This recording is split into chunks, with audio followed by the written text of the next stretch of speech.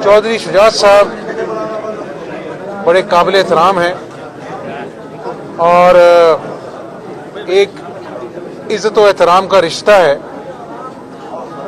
ये शख्स जो इमरान नियाज़ी, इसने तो सियासी रवायात को अखलाकी रवायात में अपने स्पोक्स पर्सन्स को कह के भेजता है कि आपने गालियाँ निकालनी है।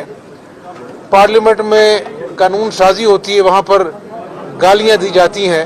ये इमरान नियाज़ी साहब का शेवा है। लेकिन चौधरी शुजात साहब ज़ाती तौर पर मेरे बुज़ुर्ग भी हैं और हमने 6 महीने जेल काटी है। चौधरी शुजात साहब और मैं इकट्ठे थे जेल में, अडयाला जेल में 1994 में।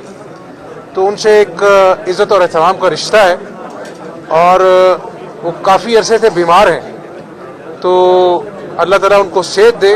तो इसलिए आज शहबाज शरीफ साहब उनकी बीमार पुरसी के लिए भी जा रहे हैं और इंशाअल्लाह दुआ है कि अल्लाह ताला उनको सेहत अता फरमाए। सर 18 फर्दे जुर्म आयद की जा रही है मियां शहबाज शरीफ साहब पे भी, आप पे भी, और अपोजिशन का ये कहना है कि इस बार उनका केस जो है वो बहुत स्ट्रॉन्ग है।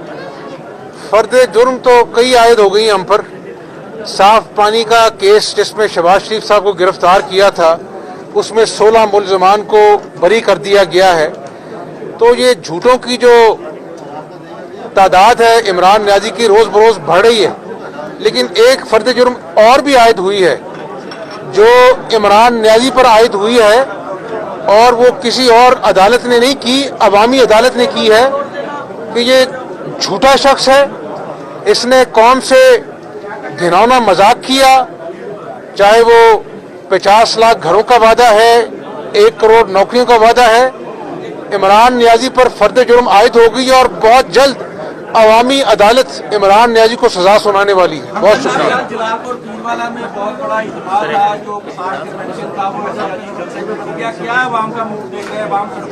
मैंने कल अल्लाह से डर कर ये बात कही थी कि मैं आम आदमी से मिलता हूँ और मैं एक सियासी जमात का कारकुन हूँ, ऑपोजिशन लीडर बाद में हूँ।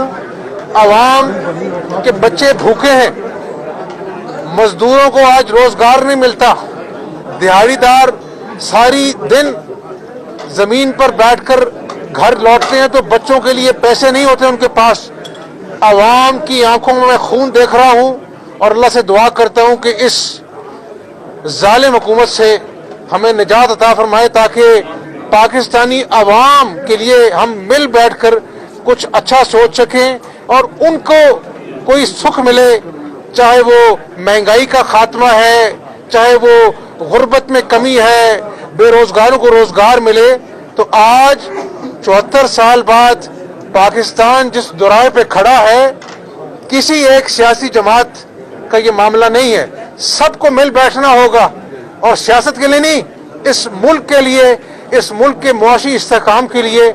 और अल्लाह ताला से दुआ है कि अल्लाह ताला इस मुल्क को कायम व दायम रखे और अल्लाह ताला हमारी रहनुमाई फरमाए ताकि जो ये 4 साल में इस सुनामी ने बर्बादी की है, अल्लाह ताला हमें इस मुल्क को दोबारा से डगर में डालने की तौफीक अता फरमाए।